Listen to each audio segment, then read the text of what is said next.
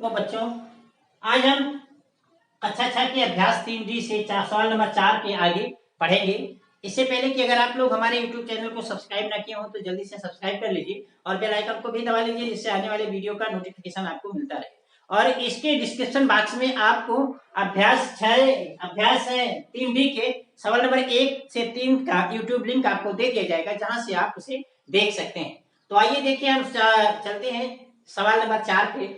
पंक्ति का के दो पूर्णांकों का गुणनफल पंक्ति खा में दिए गए हैं, इन्हें मिलान कर लिखिए। मतलब कि पंक्ति का में दो गुणांकों का गुणांक दिए गए हैं, उनका गुणनफल, और इनका गुणनफल खा में दिया गया है, इन्हें आपको मिलान करना है। अब देखिए हम गुणा करते हैं। देखिए 3 गुणे ऋण 2 तो 3 दूनी 6, और धन और ऋण का गुणा ऋण हो जाएगा, तो इसको हमने ऋण 6 से मिला दिया। दिया गया है ऋण 4 गुणे ऋण 5। अब ऋण 4 ऋण और ऋण का गुणा धन, 4 गुणे 5 5 चौक 20, तो इसको हमने धन 20 हुआ तो धन 20 से मिला दिया। देखिए ऋण 6 गुणे 4 तो 6 चौक 24, और धन ऋण का गुणा ऋण हो जाएगा, तो ये ऋण 24 हो जाएगा, तो ऋण 24 से मिला दिया। अगला देखिए 7 गुणे 5 दिया गया है, तो 7 पचे 35, और दोनों धनात्मक है तो ये धनात्मक हो जाएगी, तो ये 35 से इसको हमने मिला दिया। और उसके पहले बाद में दिया गया है ऋण 8 गुणे ऋण 3, तो 8 तिरिक 24, और ऋण का गुणा धन हो जाएगा, तो इसको हमने 24 से मिला दिया। और सबसे लास्ट में देखिए 5 गुणे ऋण 3 दिया गया है, तो धन ऋण का गुणा ऋण हो जाएगा, 5 से 15 ऋण 15, तो हमने सबसे लास्ट वाले को सबसे पहले मिला दिया। तो ये आपका चौथा सवाल हो गया। सवाल नंबर 5 देखिए। सवाल नंबर 5 कहते हैं उस पूर्णांक को ज्ञात कीजिए जिसका ऋण 1 से गुणनफल है। मतलब इसमें का खा गा 3 दिए गए हैं, एक का में दिया गया है ऋण 37, खा में दिया गया है 49, और गा में दिया गया है 0। अब जिसका ऋण 1 से गुणनफल है वही आपको बताना है। तो देख लीजिए, आपको देखने से पता है कि सिर्फ एक बात यही है जो कि ऋणात्मक संख्या है ऋण 37, बाकी ये धनात्मक है और ये तो शून्य है।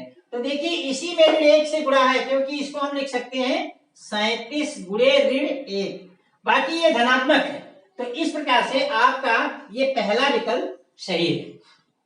देखिए ये सवाल नंबर 6 है। सवाल नंबर 6 में कहते हैं कि उत्तर के 4 विकल्पों में से सही उत्तर बताइए।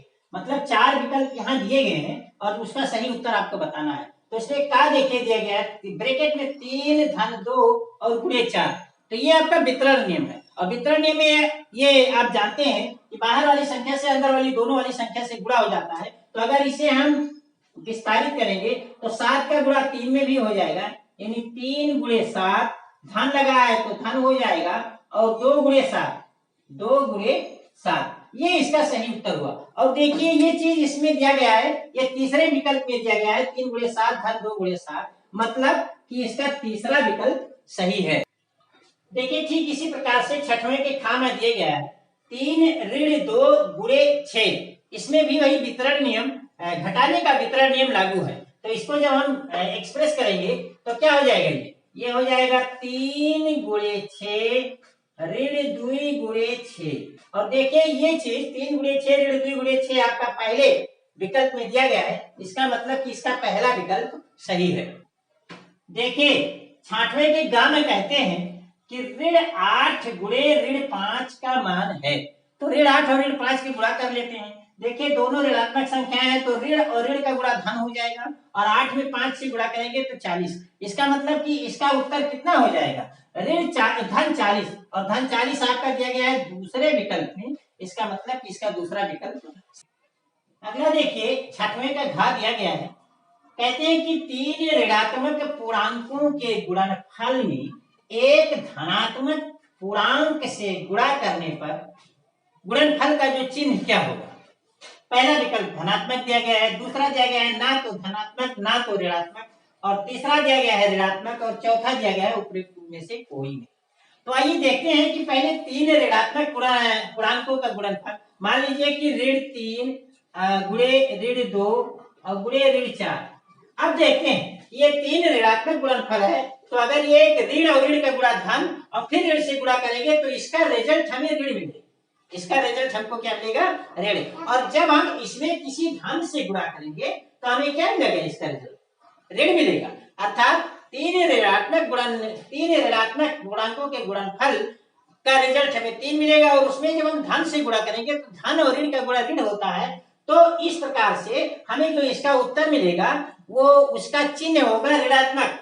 तो ऋणात्मक चिन्ह मतलब ये तीसरा विकल्प इसमें सही है। देखिए सवाल नंबर 7 में कहते हैं इसमें सत्य और असत्य बताना है।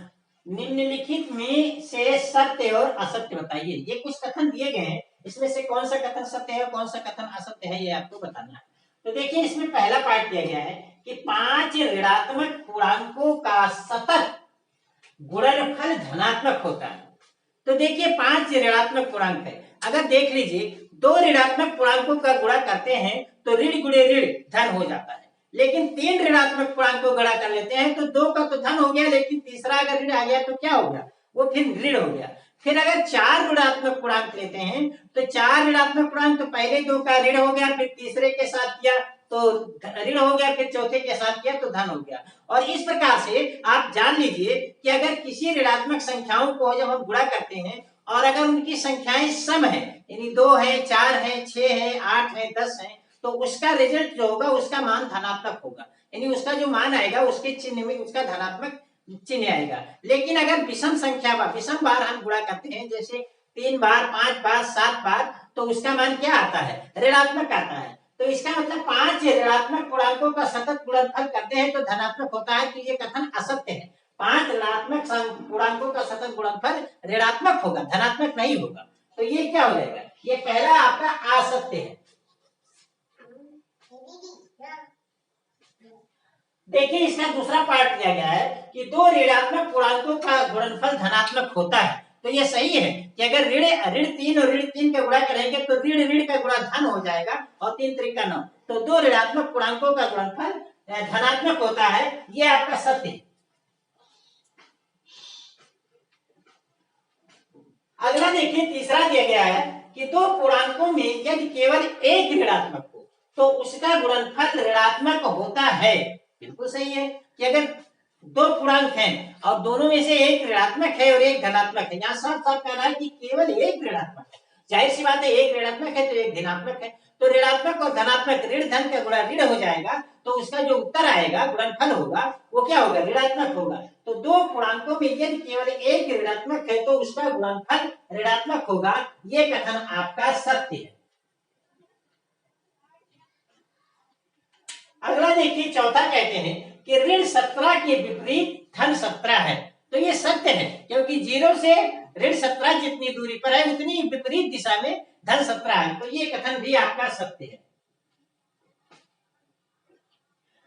अगला देखिए पांचवा कहते हैं किसी पूर्णांक का विपरीत ज्ञात करने के लिए उसमें शून्य से गुणा करते हैं। ये बिल्कुल गलत है। किसी पूर्णांक में अगर हम विपरीत ज्ञात करना है तो उसके लिए उसमें हम शून्य से नहीं, उसमें हम ऋण 1 से गुणा करते हैं। किससे करते हैं, ऋण 1 से गुणा करते हैं, तो ये कथन आपका असत्य है। और अंतिम पार्ट देखिए गया कि 1 से किसी पूर्णांक में गुणा करने पर गुणनफल वही होता है। तो ये सही है कि 1 से किसी अगर गुणांक में हम गुणा करते हैं तो हमें गुणनफल वही प्राप्त होता है, तो ये कथन आपका सत्य है। तो इस प्रकार से अभ्यास 3 भी समाप्त हो गया। अब हम आपसे अगले वीडियो में अभ्यास 3E लेकर मिलेंगे। तब तक के लिए अगर आप हमारे YouTube चैनल को सब्सक्राइब ना किए हो तो सब्सक्राइब कर लीजिए और बेल आइकन को भी दबा लीजिए, जिससे कि हमारे आने वाले वीडियो का नोटिफिकेशन आपको मिलता है।